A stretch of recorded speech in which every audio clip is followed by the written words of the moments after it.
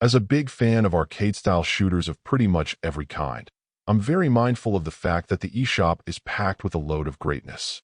Of course, when there's so much quality to choose from, it allows the average gamer to then be pretty discerning if they're not committed to simply buying everything. So every detail can matter, especially when most of these titles have their own distinct strengths and weaknesses.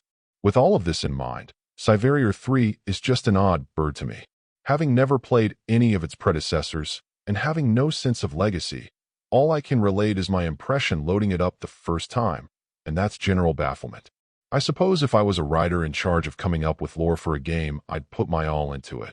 But the opening seriously overlong crawl explaining what feels like the entire universe that's a backdrop for the action just made me sad.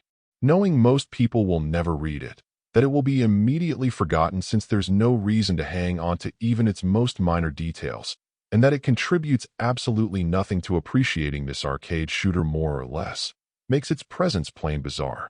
The thing is, since you could just skip over it and get to the action, that could well have been a forgotten footnote, overshadowed by great play.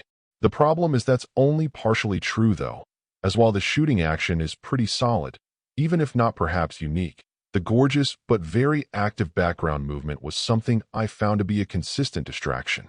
In some spots it's really strange too, as the backgrounds can feel pretty disconnected from what's happening, moving at what feels like different rates of speed, and to a small degree it would sometimes give me a headache. The problem is, if you hit the wall the same way I did, there's really nothing here that justifies sticking with the game, given the level of competition out there. The buzz system rewarding you for close calls is nice, as are the various modes that will let you make your runs bite-sized on up to as long as you can manage. But for me, I just couldn't get past the overall visual experience that may be attractive, but not great for accurate play. Overall, my final score for the game ended up being a 6.8. And if you're interested in picking it up, it's currently available on the Switch eShop for $19.99. Thank you for taking the time to listen to this review. And if you'd like more information or ideas of indie games worth checking out on Switch, be sure to click on the link provided in the description. Until next time.